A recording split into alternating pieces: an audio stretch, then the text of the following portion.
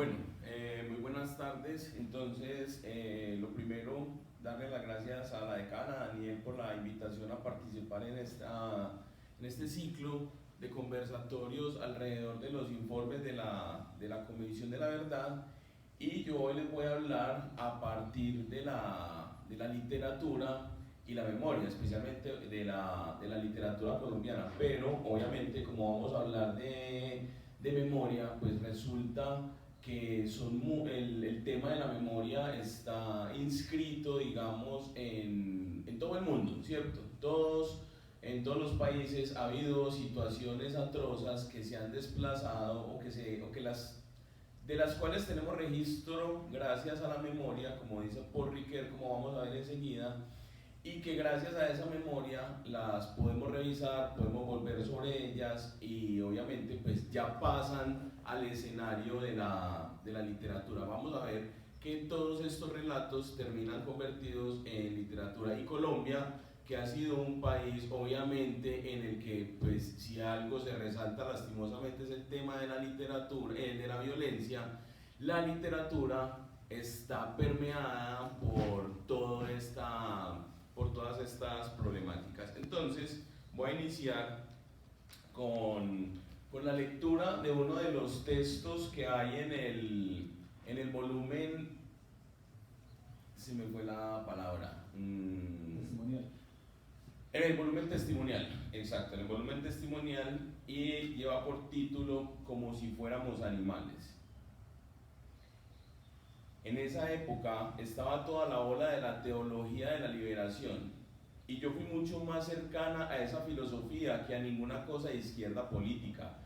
Conocí al M19 en mi secundaria y no me metí para descubrir que existía Bolívar, Marx o Engels, porque eso yo ya lo sabía.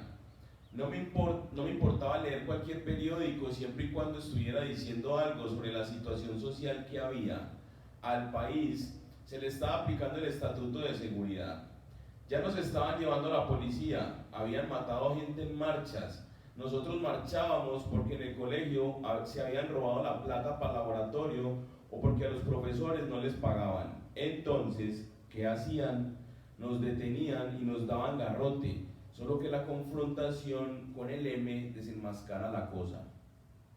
A mí me detienen en el 79, me montan en un carro, me llevan a mi casa y me vendan. Eran militares, pero estaban vestidos de civil. Ese día yo alcanzo a ver cerca a mi casa que venía un niño con unos patines. Era el hijo de una chica que fue muchacha de servicio.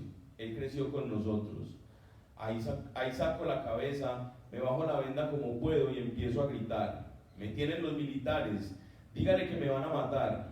De verdad, al niño tuvieron que llevarlo a la cárcel para que me viera porque él estaba convencido. Se la llevaron y la mataron, decía. Fueron casi 2 meses sin verme. Es en la noche cuando empiezan las torturas, pero desde que llegas te golpean y te putean. Siempre te están denigrando y tratando mal. En la tortura me joden la rodilla, me golpean muy feo físicamente, me hacen el ahogo, me pararon como en un montículo de arena y resulta que eran unos hormigueros. Vos estás pensando, me voy a morir, pero uno tiene 17 años, está acostumbrada a guerrear la vida, a vivir entre hombres, a que mis hermanos me dieran puños. Entonces, yo era muy contestataria. Eso llevó a que en las primeras 24 y 48 horas de que me hubieran detenido, el primer día y la primera noche de estar en la remonta, me violen. Después de la violación, me tienen que llevar a la enfermería. Duro ahí como 1 o 2 días. Entran a mi mamá y ella nomás me abrazaba sin decir nada. Tranquila, mamá, estoy bien. Era lo único que yo le decía. Pero mi mamá llegó de catre a la casa, se enfermó de los nervios y no se volvió a parar hasta que le dijeron que yo estaba en el Buen Pastor. A ella no la estaban torturando, pero no podía dormir sabiendo que me tenían allá. Si a vos como mujer y madre te vuelven mierda, eso afecta a tus hijos, eso afecta a la leche con que estás amamantando a tu bebé. Ese individuo no está aislado. El libro de las devastaciones y la vida por allá en una montaña, sino que está inserto en una familia, en una comunidad, o sea que lo que le pasa a ese individuo afecta a los otros. Y bueno, luego de la enfermería volví a lo mismo. Es tenaz cuando te ponen electricidad. Yo quedo muy hecha mierda para siquiera poder resistir mucha de la otra tortura. Llegó un momento en que dije, ya no voy a resistir más. Es por instinto de supervivencia que uno termina dejándose ir en ese sentido. ¿Qué más da? ¿Cómo salís de eso? Salís corriendo, que te peguen un tiro, o salís vuelta a mierda físicamente y tratás de reconstruirte como persona. No comer el cuento de todo lo antihumano en que te han puesto. Una de las torturas más berracas era esa, que nos deshumanizaban poniéndonos a ser de animales. Ellos decían, usted es la vaca, haga como una vaca, y tenías que hacer como una vaca, porque si no, no te dejaban de golpear. Ellos gritaban, el caballo, el cerdo, la gallina, y se cagaban de la risa. Hacían un concierto de los animales, eso es bien berraco, es tan cagada que nosotros llegamos a reírnos de eso. La risa también es una forma de sobrevivirle al dolor y a esa deshumanización. Al lado de esos hay otros gestos maravillosos que se dan. Cuando los que nos estaban torturando se iban, algunos soldados nos daban el calostro de las vacas. Eso fue lo único que comí durante el primer mes. Y hubo un soldadito que se trajo un huevo tibio entre sus pelotas, que era lo que les daban de desayuno. Me convenció de que me lo comiera diciéndome que tenía una hermana de 15 años que se parecía a mí. Ah, sí, pensé, este huevón de verdad que me va a dar un huevito, y me lo comí. Otro de los soldaditos me tiró una guayaba que seguramente cogió de un árbol. Me la estaba comiendo, cascarita por cascarita, cuando de pronto veo un gusanito. A mí se me movieron las cuerdas de todo. Lo cogí y lo puse en la pared y empecé a darle la guayaba. Eso con los años te pega. Ahí pude reconocer mi humanidad. Estoy viva. A mí no me han derrotado, dije. Decido alimentar ese gusano. Si vivía el gusano, iba a vivir yo. Eso me cambió todo el panorama. Es que yo no tenía expectativa de quedar viva. Después de esto, lo que se desarrolla es que me sacan del batallón. Algunas compañeras ya las habían llevado para el Buen Pastor en Cali. Cuando yo llego allá, todavía estoy cojeando. Estaba llorando de la emoción porque me iban a llevar para la cárcel. En la cárcel aprendimos muchas cosas. Nos poníamos a leer literatura, a discutir, a hablar de historia. Los otros compañeros presos cantaban, jodían y le daban ánimo a uno. Era muy humano todo. Es la humanidad lo que te hace juntarte, sobrevivir y respetar las diferencias. Porque en la cárcel había de todo. Aquí sobrevivimos a todo esto, mierda. Te junta ese elemento humano básico. Aquí no es que usted es culpable o inocente. Aquí estamos vivas. O nos juntamos y nos ayudamos o nadie se salva. Porque también vi compañeros llevados, acabados después de la tortura y de que salimos de la cárcel. Es gente que se perdió, que nunca se pudo recuperar. Una de las cosas que me sirvió a mí es que yo no tenía expectativas de salir viva. La verdad, el problema mío fue que cuando cumplí 24 años seguía viva, porque yo juraba que me iban a matar a los 23. Siempre pensé que nos iban a matar de 23 años, pero a los 24, 25 años, que ya estaba en Europa, yo decía, ¿qué voy a hacer? Porque estoy viva, hueputa. Si han matado a tanta gente y pensás, ¿qué voy a hacer con tanta vida?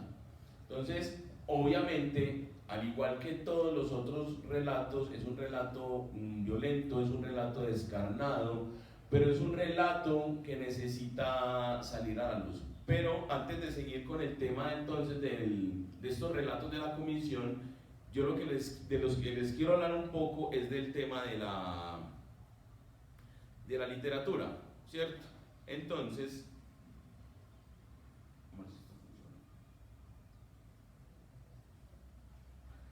¿a qué llamamos literatura? No voy a explayarme hoy aquí, obviamente, en toda una teoría literaria, pero sí es hacer la propuesta de cómo los relatos van a encajar perfectamente en lo que llamamos literatura. Por algo también hablamos de literatura testimonial. Dice Eagleton, tratando de poner un debate, que literatura la podríamos definir como obra de imaginación en el sentido de ficción, de escribir sobre algo que no es literalmente real. Sabemos que lo que estamos leyendo en este informe de la comisión es real, pero ¿qué es lo que pasa? En el momento en que empezamos a contar, en que empezamos a narrar una experiencia vivida personal o grupal, algo, una vivencia X, una experiencia, cuando la contamos, la convertimos en literatura. O piensen ustedes cuando cuentan algo, lo más sencillo, de un paseo, de un concierto, de algo que pasó en la casa, de una fiesta, cuando uno empieza a revivir todos esos momentos a través de la narración, a través de la oralidad, ustedes saben que uno empieza a quitar y a poner. Entonces uno cuenta unas cosas, otras las adorna para que sean más, digamos, exóticas, más rimbombantes, y es ahí donde convertimos ese relato en literatura. Sí es cierto que la literatura, obviamente, estrictamente hablando, las obras literarias son creaciones retóricas, como dice Terry Eagleton. Cuando leemos una obra literaria, entonces pensamos en el tema del tono, en el estado del ánimo, todo lo que está ahí en la diapositiva, la cadencia, el género, la sintaxis, el ritmo, todos esos elementos que hacen que la narración la pensemos dentro de la literatura. Pero la pregunta aquí sería, ¿por qué no leer los testimonios de este volumen testimonial, valga la redundancia, en clave de literatura? ¿Qué es lo que pasa? Que es que, claro, son relatos muy dolorosos, pero van a pasar a la historia, o ya están entrando a la historia en modo de literatura. Al pasar al redactarlos, digamos, los estamos convirtiendo en una forma de literatura que cuenta nuestra propia historia. Lo ficcional ahí termina siendo en realidad muy poco. Entonces, así como en la literatura en general, no sé qué libros han leído, qué libros recuerdan, qué personajes. Miren que cuando hablamos esto en el terreno, en el escenario de la literatura, cuando hablamos, por ejemplo, de un Jean Valjean de Los Miserables, o cuando hablamos del Principito, o cuando hablamos de Caperucita, si entablamos un diálogo aquí alrededor de esos personajes, el tratamiento que le damos a esos personajes es como si esos personajes hubiesen existido, y digamos que los traemos a la existencia en el momento en que empezamos a hablar. Es que a mí me gusta mucho cuando Jean Valjean se convierte en una buena persona, cuando se da la tarea de cuidar a Cosette. La manera como nos referimos a ellos, para un espectador X, le daría a pensar, están hablando de una persona que conocieron en algún momento de su vida. Entonces, la pregunta es, ¿qué tan reales son los personajes de la literatura? Hay estudiosos, hay críticos, hay teóricos de la literatura que afirman que esos personajes existen cuando hablamos de ellos, independiente de que sean creaciones literarias. Entonces, ¿cómo volvemos a la realidad a través de estas narraciones, que lo que tienen ahora es el recurso precisamente de la literatura? Entonces, para seguir con el tema de la literatura, obviamente, y de estos relatos, entonces resulta, miren lo que dice Paul Ricoeur: no tenemos nada mejor que la memoria para significar que algo tuvo lugar, sucedió, ocurrió antes de que declaremos que nos acordamos de ello. Entonces la memoria termina siendo lo más importante en este terreno. ¿Qué es lo que pasa? Que si no lo escribimos, si no aparece, si no lo convertimos, digamos, en un objeto físico, empieza o a tener cualquier cantidad de variaciones, o se empieza a difuminar en el tiempo. Entonces aquí es donde empieza a jugar un papel muy importante el tema de tema de la memoria. Pero obviamente el Centro Nacional de Memoria Histórica también tiene una definición.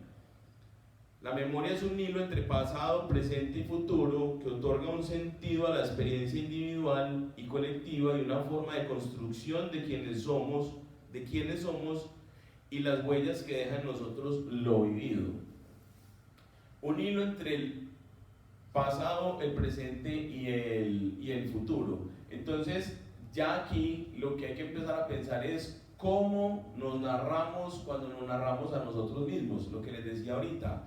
Cuando contamos algo sobre nosotros o sobre un hecho del que fuimos testigos, quiénes somos nosotros y cómo contamos esos eventos. Entonces, aquí tenemos cualquier cantidad de narraciones literarias y obviamente, pues ahora que apareció el informe, tenemos un montón más, pero ya había otros estudios y ya había otras investigaciones en las que había muchos testimonios del conflicto armado, de las tomas de tantos pueblos aquí en Colombia que fueron víctimas de las guerrillas, de las autodefensas, en fin.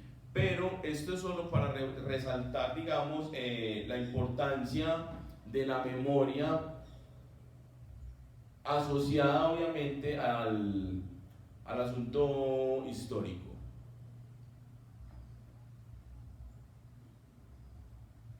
Entonces, ¿quiénes somos cuando nos narramos? Esa es la pregunta que yo invito a hacer, no solamente cuando nosotros hablamos de nosotros mismos, sino quiénes son estas personas que se están contando a ellas mismas y que obviamente lo podemos pensar desde el punto de vista de que se están literaturizando, se están convirtiendo en personajes de una narración que es en realidad literaria. Esta muchacha que cuenta esa experiencia tan terrible en la lectura con la que inicié, ¿quién es? Es más, ni siquiera necesitamos conocer el nombre, ¿cierto? Pero podría tranquilamente ser un personaje creado por alguien, un personaje de la ficción, pero sabemos obviamente que es un personaje que llamamos real. La pregunta entonces giraría alrededor de qué es eso que llamamos real. Si yo puedo hablar de la vivencia de ella en la cárcel y yo puedo hablar de la vivencia de Jean Valjean en la cárcel, que es un personaje literario, entonces en realidad quiénes somos o cómo nos percibimos a nosotros mismos cuando nos metemos dentro de una narración. Claro, los relatos testimoniales son autobiográficos, obviamente, y resultan, la mayoría de ellos, de los que tenemos en la literatura colombiana, suelen ser relatos marcados, digamos, por el dolor o por la muerte. O sea, debe haber relatos en el que el autor, en una autoficción, digamos, se narre a sí mismo en un escenario en el que tal vez sea, yo qué sé, digamos, una persona feliz, emprendedora, resiliente, todo lo que se quiera. Pero tenemos un montón de textos en literatura en los que cuando el autor oficia tal vez como narrador para contarnos esa vivencia, suelen contarnos son historias que están ligadas o vinculadas a la tristeza. Pensemos en El olvido que seremos, por ejemplo, ¿cierto? El olvido que seremos es una obra testimonial, es una obra autobiográfica. Y la historia que cuenta Faciolince del papá es la historia de un montón de personas que fueron asesinadas en esa época y que fueron víctimas del conflicto. Es más, sabemos que don Héctor Abad lo matan precisamente en el velorio, o yendo para el velorio de otro de los... Era la Unión Patriótica, si mal no recuerdo. Entonces, terminan siendo también textos muy llamativos, pero también hay algo en ese asunto de que narrando la experiencia también se hace una catarsis de los hechos. ¿Qué es lo que pasa? Al recordar el evento, lo que sigue presente ahí es el dolor.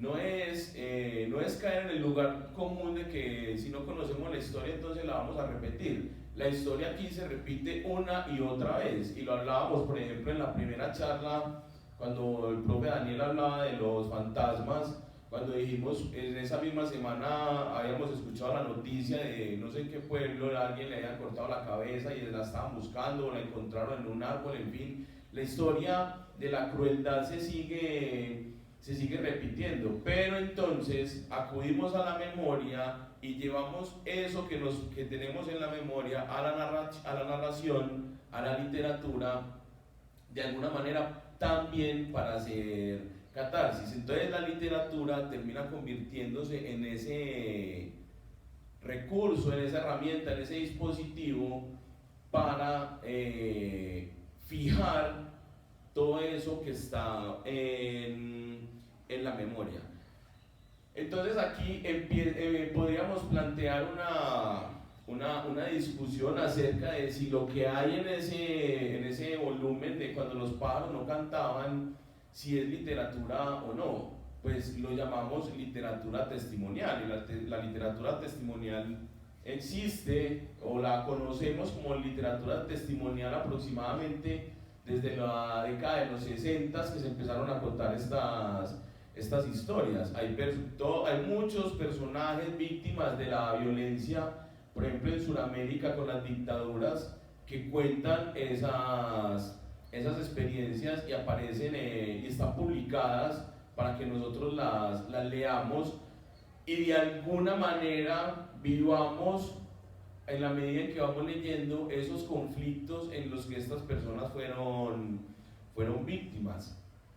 Entonces esa lectura testimonial es el discurso que da prueba de un hecho social que ya tuvo lugar en algún momento, pero los ejemplos que podemos dar al respecto son muchos. Entonces a mí se me ocurrió traer al menos 3 ejemplos que no tienen que ver con el conflicto en Colombia, y este hace parte del texto Yo me llamo Rigoberta Menchú.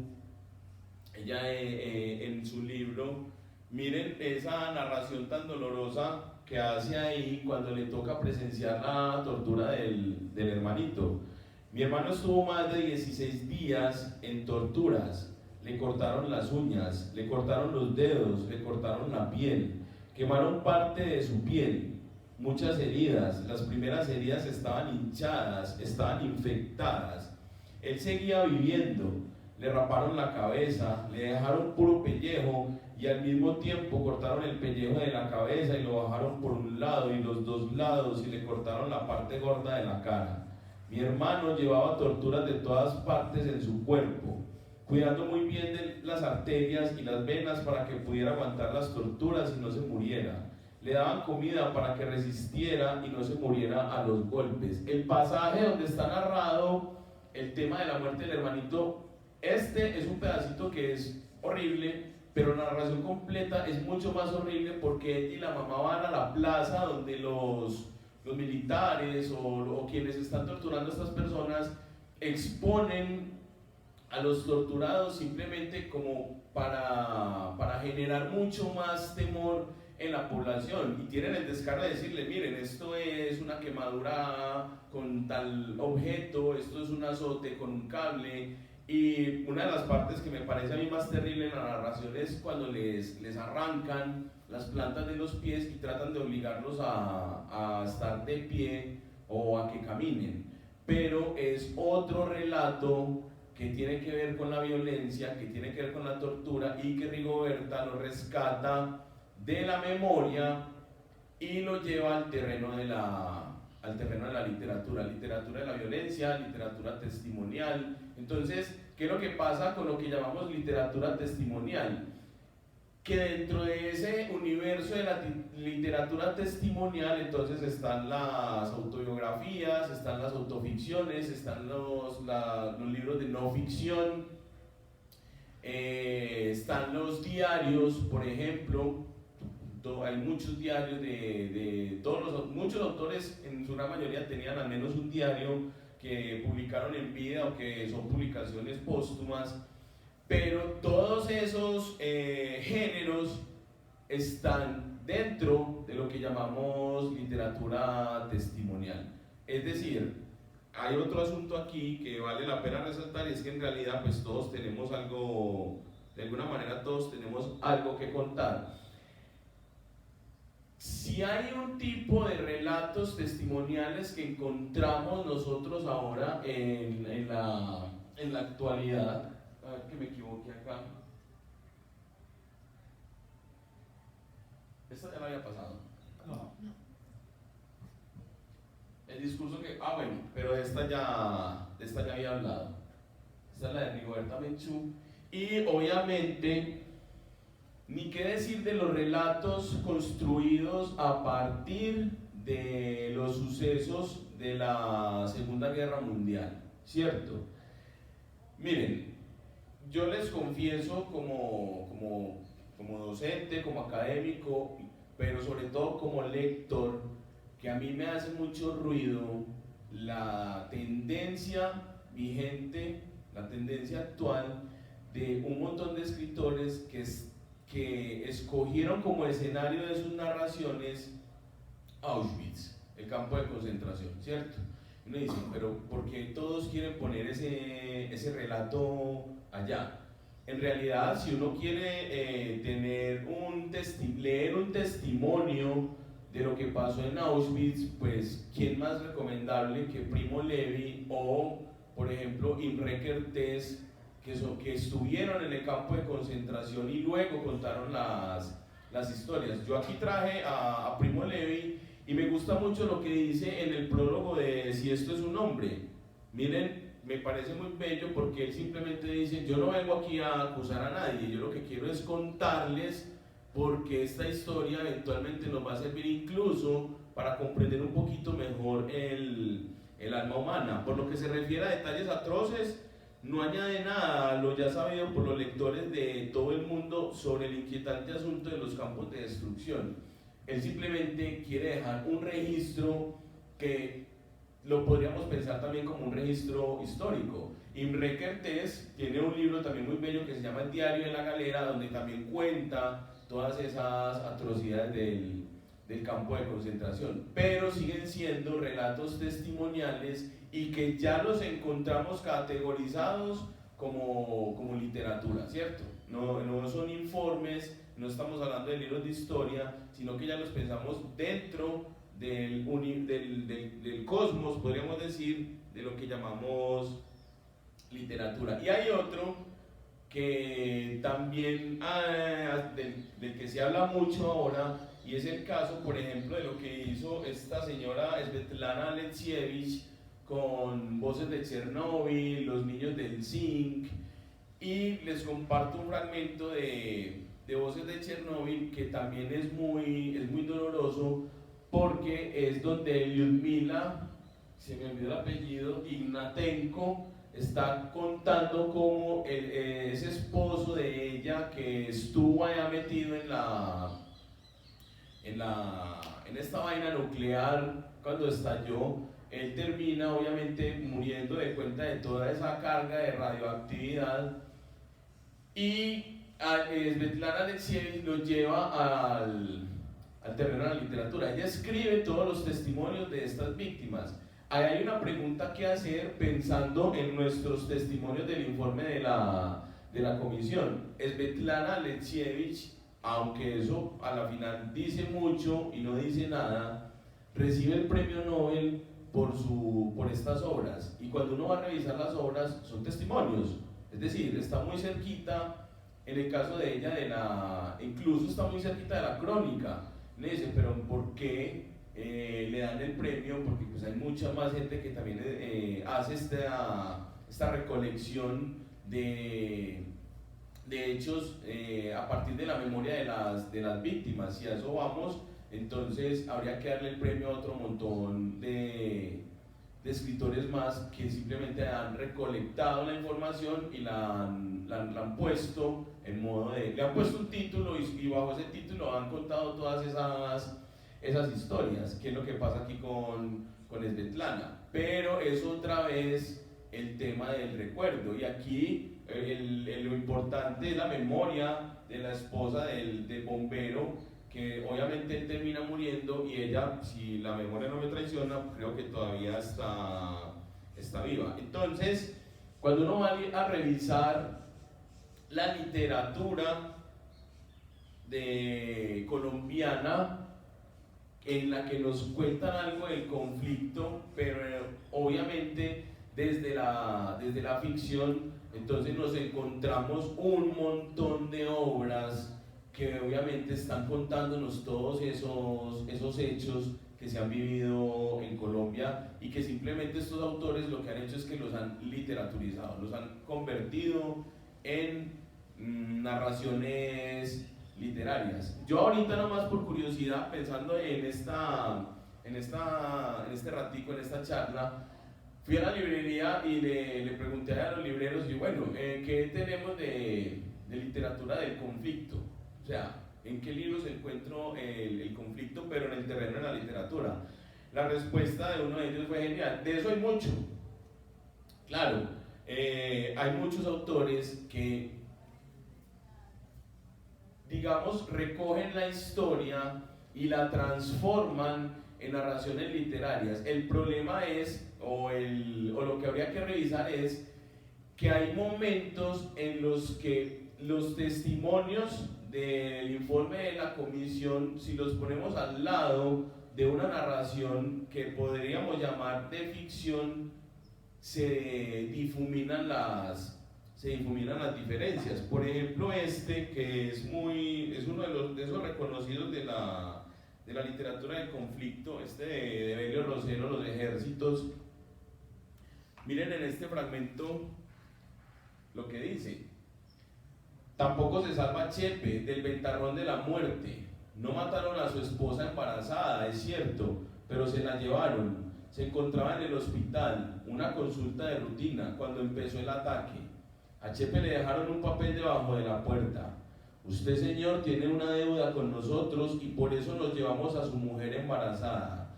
Tenemos a Carmenza y necesitamos 50 millones por ella y otros 50 por el bebé que está por nacer. No vuelva a burlarse de nosotros. La noticia de este doble secuestro no demoraría en informarse a través del periódico bajo el rótulo Angélica, secuestrada antes de nacer. El mismo Chepe, entrevistado, cándido en mitad de su dolor, había revelado a la periodista el nombre que pensaban poner a su hija. Entonces miren, y esto es, no tenemos un registro de quién es ese Chepe, no sabemos quién es, no lo podemos buscar en la vida real, pero si comparamos la construcción que hace el autor en la narración con las narraciones que hay en el informe de Cuando los pájaros no cantaban, entonces podríamos empezar a decir, bueno, ¿cuál es el que es real? Entonces, aquí es donde decimos, es el hecho de que sea literatura no significa que no sea real. Es decir, que cambian los nombres, que recreamos otros hechos, pero es lo mismo que está pasando dentro del conflicto. Por cierto, pensando en el título del informe testimonial de la comisión, Cuando los pájaros no cantaban, en el escenario de la literatura, ese título es muy bello. ¿Qué nos quieren decir con eso de que cuando los pájaros no cantaban? Es decir, es la literatura la que le está dando voz a todas esas personas que remascaron durante muchos años todas esas vivencias que sufrieron, todas esas vejámenes, todos esos dolores, adquieren una voz por vía de la literatura. Entonces por eso me gusta mucho el título, Cuando los pájaros no cantaban, porque entonces ahora los pájaros sí están cantando. Podríamos pensar, o me atrevo yo a hacer una interpretación del título a partir de la idea de que esas víctimas son los pájaros que ya sí tienen la posibilidad de cantar. Entonces, claro, está Evelio Rosero, está Ricardo Silva Romero, Tomás González, y esto es una muestra minúscula. Qué pena, pensé que lo había pasado. Esto es una muestra minúscula de esa literatura colombiana en la que nos están narrando el conflicto. Entonces, desde esta perspectiva, la historia de la violencia en Colombia tranquilamente se puede rastrear a partir de esta literatura. Podemos empezar a leer en cualquier orden, a Ricardo Silva, a Evelio Rosero, a Tomás González, todos los que han tomado parte del conflicto para crear una narración literaria, y ahí está la historia de Colombia. Hay un texto que obviamente surge del tema del conflicto, y es precisamente del momento en el que el M-19 se toma el Palacio de Justicia, y uno de las tantas personas que desaparecieron allá en ese evento, que todos sabemos que fueron los de la cafetería, está esta muchacha que creo que es de apellido Guarín. Pero entonces Miguel Torres va a escribir una obra de teatro bellísima que se llama La Siempre Viva, que incluso tiene una adaptación en el 2015 al cine. No la he visto, no la he encontrado, no la conozco, pero la obra de teatro es muy bonita, es muy breve, recién la publicó Tragaluz Editores, y me llamó mucho la atención el clamor de Lucía, que es la madre de Julieta en la obra, porque tranquilamente podríamos pensar que ese clamor se desprende del informe de la Comisión de la Verdad. Tiene esa misma estructura. Miren lo que dice: la justicia no se hace con dinero. Mientras puedan pagar los muertos de este país, será muy fácil seguirlos matando. Yo solo quiero que se castigue a los culpables, que alguien pague por lo que pasó, que un crimen como este no se vuelva a repetir. Qué pena la falta de la E. Yo solo quiero que me devuelvan a mi hija y que me la devuelvan viva. Claro, ella nunca apareció. Supuestamente muchos años después sí le entregaron los restos a la familia, pero a lo que voy es a la construcción literaria. Si hiciéramos el ejercicio de leerlo sin decir que es una obra literaria y pensar que está dentro del informe de la comisión como un testimonio, funcionaría perfectamente. Entonces, esto es lo que hace resaltar la importancia el efecto, más bien, no la importancia, sino el efecto de la literatura cuando empezamos a narrar estas historias. Y obviamente, ¿cómo no mencionar, por ejemplo, lo que hizo María Mercedes Carranza en un poemario bellísimo que lleva por título El canto de las moscas?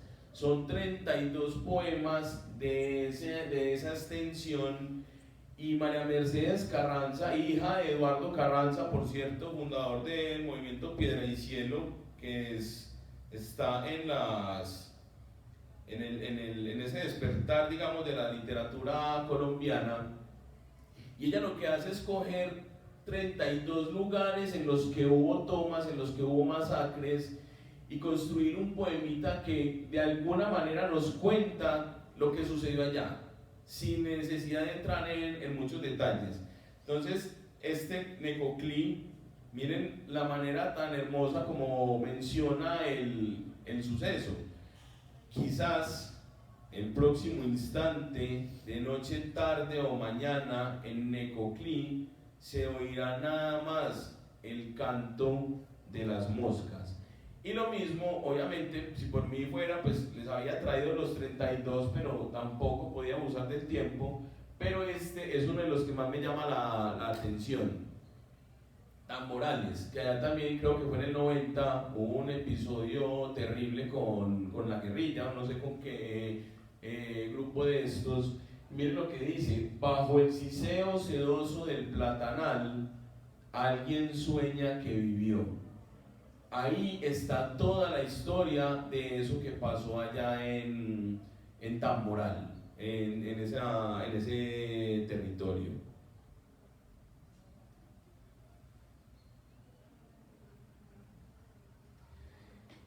Entonces, al informe de la comisión, cuando lo estaba, claro, leyendo, dando bandazos, porque como lo habíamos hablado aquí, uno decir que va a leer el informe de principio a fin, pues es bien difícil por por todo lo que mueve en el lector, ¿cierto? Uno lee unos relatos y uno quiere ya como parar a digerir toda esa historia por lo terrible que es. Pero me llamó mucho la atención lo que dijo esta persona. Ella es una mujer, pues también, obviamente, sin nombre. Y miren lo que dice: llega un momento en que el miedo hace que uno no sienta más miedo. Y está contando lo siguiente: una tarde que salí con él, con Javier, a hacer una diligencia en la calle, se nos acercó un paraco y me dijo: ve, esta gonorreita ya puede con un fusil. Este perro hijo de puta, le respondí. ¿A usted quién le dijo que el hijo mío nació para cargar un fusil? ¿Qué? Estás muy alzadita, maricona. Pues venga, hijo de puta, habla conmigo, pero con mi hijo no se meta. Es que él es un niño, él no nació para hacer lo que usted hace. Él no nació para hacer una porquería basura como usted. No es solamente el tema del miedo, sino que el tema de cómo la naturalidad con la que lo relata, que en este momento ahí se está hablando mucho, por ejemplo, un libro como La Cuadra de Gilbert Mesa, en que el relato es tal cual con todas estas expresiones. Claro, ahí no hay manera de censurar lo que están contando las víctimas, pero dentro del terreno literario pues también se puede lograr ese mismo efecto. Y ya para ir finalizando, que también me pareció, digamos, complejo, Corazonada de madre. Por allá en el 2004, los pelados me dijeron: vamos para Codazzi a coger café. Iban a trabajar en una finca de una señora de apellido Mendoza. Ellos me dijeron: llegamos el 30. Antes de que salieran, me les arrodillé por ese presentimiento que tenía. Les dije: por favor, mis hijos, no se vayan. Nosotros no nos metemos con nadie, me dijeron. No nos va a pasar nada. Sí, eso lo sé yo y mi Dios también lo sabe. Pero los que estamos pagando hoy en día la violencia que está habiendo, los que estamos sufriendo más, somos los que no tenemos nada que ver con la guerra. Yo no quiero que ustedes se vayan por allá porque ustedes no van a volver. Yo sé que no los voy a ver más. No diga eso. Le llegamos el 30. Y si no llegamos el 30, llegamos el 31, pero le llegamos. Nosotros para esa fecha nunca habíamos estado distantes. Y ya cuando llegó el 30, yo esperé a mis pelados. Llegó el 30 en la noche, llegó el 31. El 31 en la noche me abracé con el hijo mío mayor y le dije: Miguel, los pelados no vuelven más. No diga eso, mamá. No diga eso, que ellos iban a venir. No, no van a venir. Y la parte más difícil de este fragmento es que al final no nos dicen si llegaron o no. Es obvio que uno dice, pues claro, con el título que le ponen de Corazonada de madre, lo más seguro es que no hayan llegado. Pero podríamos pensarlo como una suerte de cuento corto, más que como un testimonio.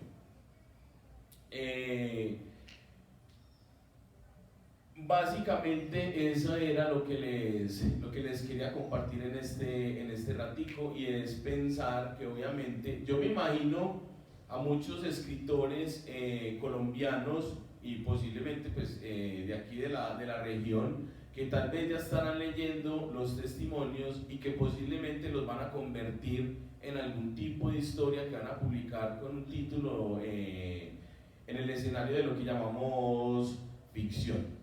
Que eso también me parece que es un ejercicio muy bello, eso de convertir un hecho real en una novela. Y muchos en la historia de la literatura encontramos un montón.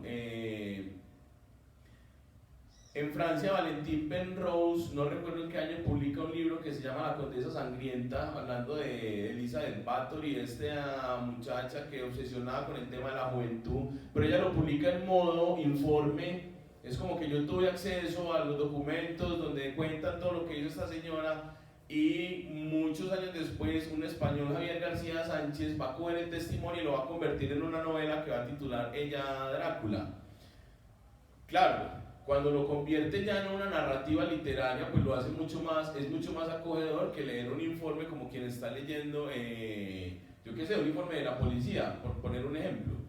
O lo que hace Thomas Mann en José y sus hermanos, que lo que hace es tomar unos episodios de la Biblia y convertirlos en una narrativa literaria. Entonces yo me imagino que estos textos, estos testimonios del informe de la verdad, que ya son literatura testimonial, pero ya son literatura al fin y al cabo, van a terminar nutriendo mucho más toda esa literatura colombiana que sigue contando el conflicto. No sé si tiene de pronto algún comentario, alguna pregunta.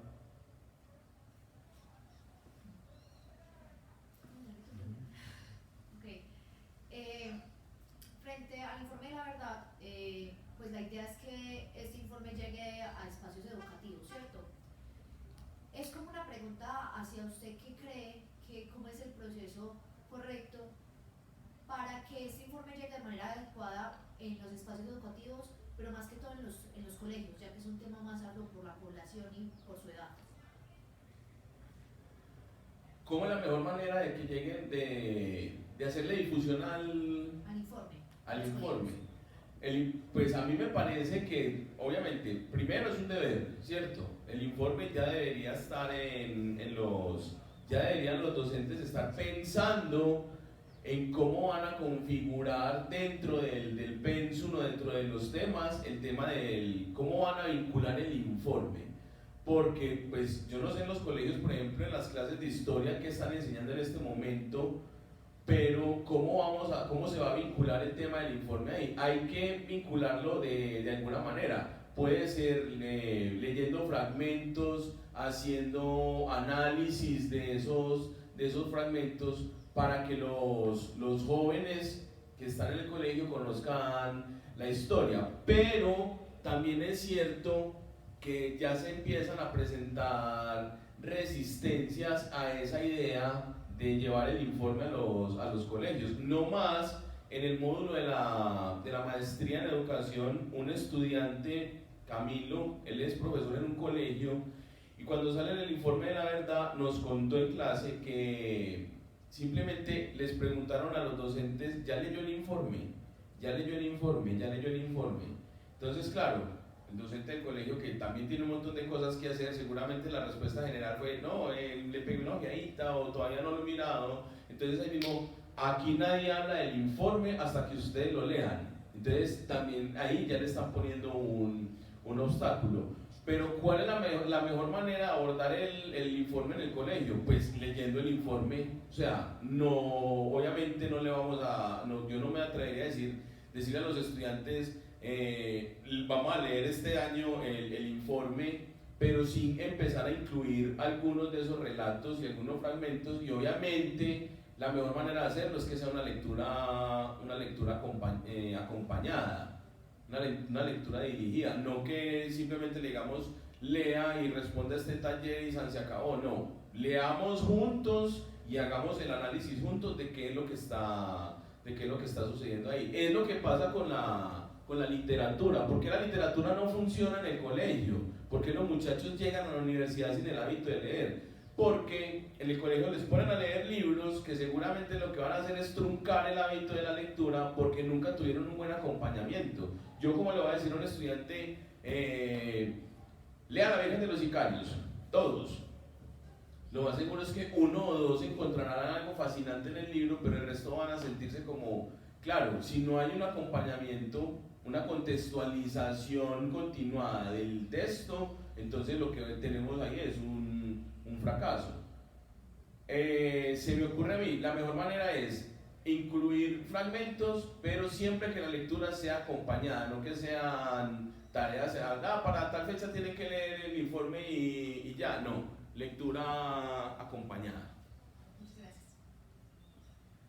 Sneijder, yo tengo como una una duda que a mí me resuena también en el tratamiento que yo le doy al informe como literatura, y es una pregunta más bien de carácter, no sé, si se quiere, político, de la política de la literatura, es la siguiente. Coincidiendo en que el informe es literatura, en tanto es una narrativa que no debe acreditar verdad judicial, sino que está construida mediante lo acontecido, la versión narrativa de lo acontecido es un informe de memoria muy distinto de los procesos judiciales que sí requieren la acreditación judicial y probatoria de lo que se está allí narrando. Coincidiendo en que es literatura, mi pregunta es la siguiente: el estatuto en el que se pone la literatura, o el estatuto en el que se pone la memoria como literatura, ¿a quién engrandece y a quién perjudica? Engrandece a la literatura en tanto le da un lugar de dispositivo narrativo social, o empequeñece a la memoria en tanto le da una especie de cercanía a la ficción y por lo tanto una manera de ponerla en duda en su vínculo con la literatura. ¿Me voy a entender? Es decir, si cuando nosotros hablamos de literatura, y vos lo mencionabas en la definición de Eagleton, estamos construyendo una narrativa que tiene un contenido ficcional o no, porque entonces tenemos la literatura de no ficción. Lo importante de la narrativa, lo importante de la literatura es que genere este tratamiento estético de lo narrativo, este tratamiento estético de la imagen, ¿no? Como el poema. En todo caso, digo que el sentido común se posa sobre la literatura considerándola una especie de verdad de menor cuantía en tanto tiene este carácter ficcional. Ahora bien, cuando tratamos la memoria como literatura, y entonces decimos, un momento que la literatura, la memoria, es un ejercicio literario de narrativa social para reconstruir el pasado, el presente y el futuro, en ese momento, ¿quién gana y quién pierde? ¿Pierde la memoria al ficcionalizarse o gana la literatura en tanto se posiciona como dispositivo, digamos, de interpretación, de narración, de visualización de la sociedad sobre ella misma? Daniel, muchas gracias. Yo lo veo como, o sea, yo estaría de acuerdo en que la literatura gana mucho. La literatura obviamente gana porque se va a nutrir de toda esa historia. Entonces, ahí yo creo que no habría discusión. La literatura sí gana, y gana mucho. Pero que la memoria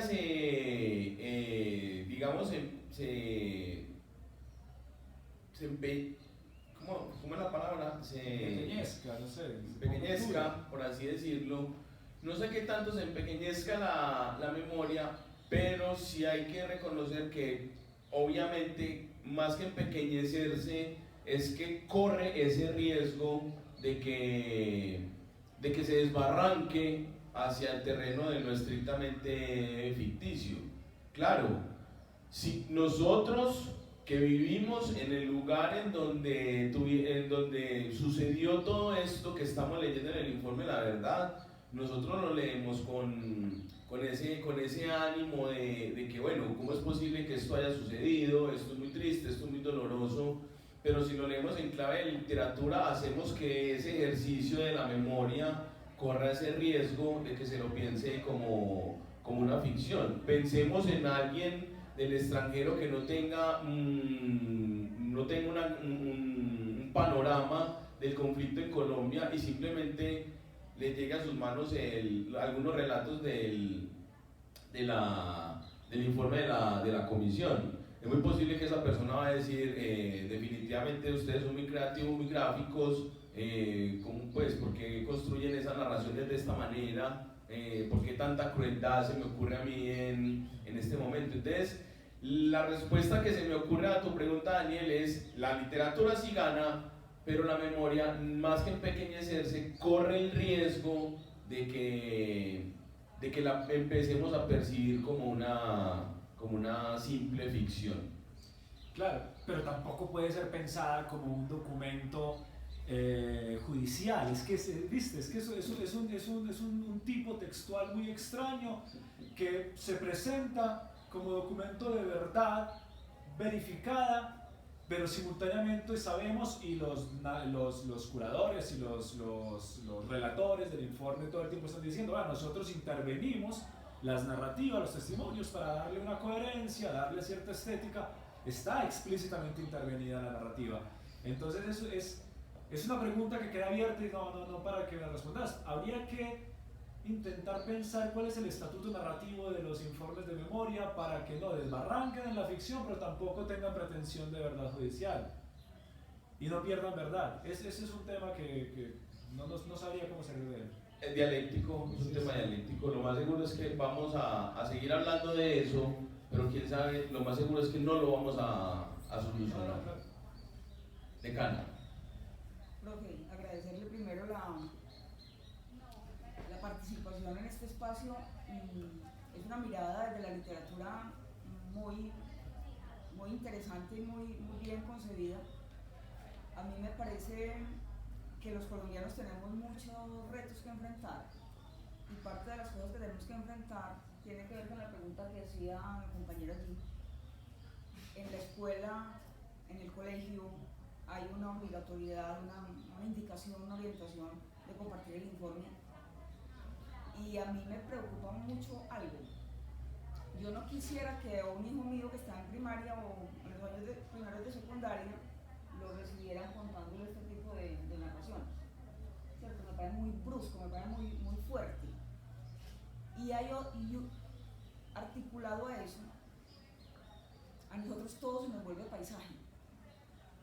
Entonces cuando uno ve todo el tiempo este tipo de narración, pues a un pelado que está en formación se lo volvió paisaje. Me parece muy complejo, porque también entiendo perfectamente la necesidad de compartirlo, la necesidad de conocerlo y la necesidad de procurar que no se repita.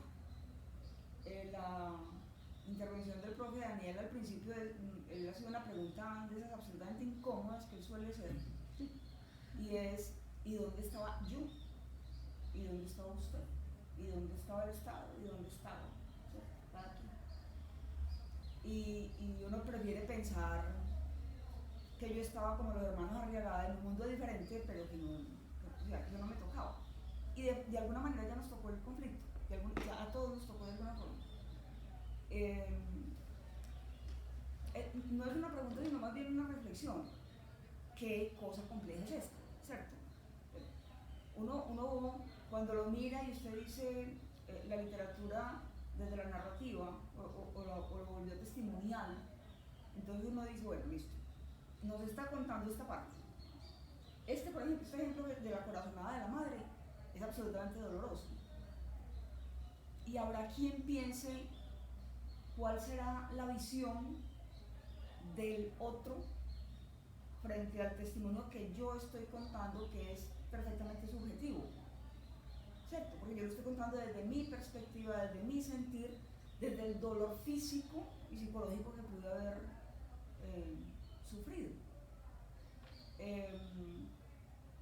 Desde el primer momento en que empezamos a hablar de este informe, decíamos que la verdad es múltiple, que la verdad es subjetiva, que la verdad que no es una verdad, sino que son muchas verdades.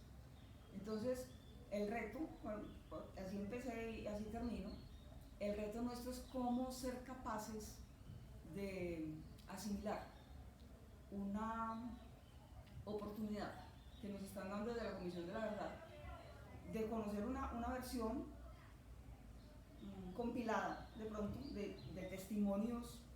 Yo prefiero pensar que son reales. Yo prefiero pensar que no hay manos.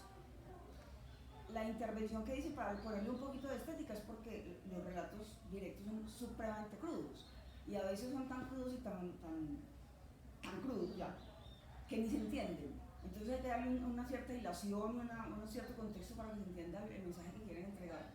Pero creo que el acompañamiento es determinante, el contexto es determinante, y el límite entre quienes a quienes nosotros invitamos a conocer el informe y cómo orientamos el conocimiento del informe es determinante para que tenga un resultado bueno, entendiendo que lo bueno y lo malo es distinto también para todo el mundo. Es que eso es lo complejo.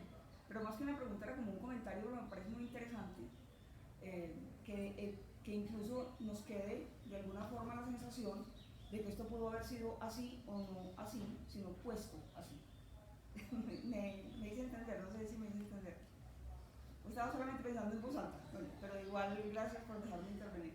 No, decana, muchas gracias. Me llama mucho la atención, vinculándolo con lo que decía Daniel, y es lo que usted menciona de que esto termina volviéndose paisaje.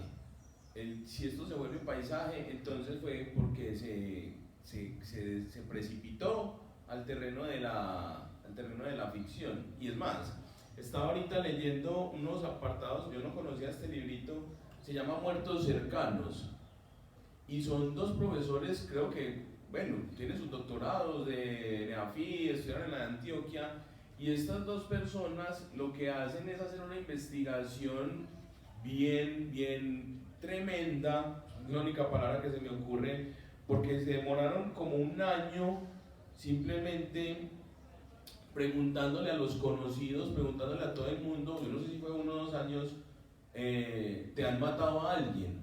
Y recopilan aquí todas las respuestas de las personas, y hay algo que sí llama mucho la atención, y es cómo la gente cuenta que sí le mataron a alguien, que lo hacen como con cierto dejo de como que, sí, yo a un tío mío por allá en una esquina le pegaron 5 tiros y yo no me acuerdo de más nada, pero entonces ya se escinde de esa sensación de dolor. Los testimonios son tristes precisamente miren, lo abrí aquí en cualquier parte, y aquí alguien contesta, un hombre, dice, el que contesta es un hombre de 24 años, grafitero, Barrio Robledo, El Diamante. Un amigo, crecimos juntos, él cogió por su lado y yo por el mío, él se metió con gente maluquita, combos, y lo mataron. Muchos dicen que él debía plata a los mismos del combo, y otros dicen que él tenía una liebre por otro lado. Murió de 19 años, espero que no me pase a mí. Desde pequeño yo he tenido más conciencia de que uno no debe buscar lo que no se le ha perdido, y uno debe caminar muy suavecito en la sociedad, que uno debe ser muy prudente y debe tener muchos valores. Yo creo que eso es lo que más influye en que a uno lo toque o no la violencia. Le preguntaron que si le habían matado a alguien, y terminaba dándole más importancia al hecho de como que no, pues al menos a mí no me han matado, pues yo al menos sé con quién me junto. Entonces sí hay un aire de ¿cómo lo podríamos decir? De como que no me importa. O sea, yo sí conozco a alguien que mataron muy cercano, pero tampoco es la situación más dolorosa del mundo. Entonces, normal, lo que llamamos normal. Entonces, pensándolo en la pregunta que hacía Daniel, que vamos a ver qué posibles respuestas le podríamos llegar a dar, porque no debe ser una pregunta reflexiva, y es entonces cómo hacemos para que esto no se vuelva meramente un paisaje o un asunto casi que episódico, cuando en realidad es un asunto de tantos años. Querida, muchas gracias. Muchas gracias, profesor. A ustedes, muchas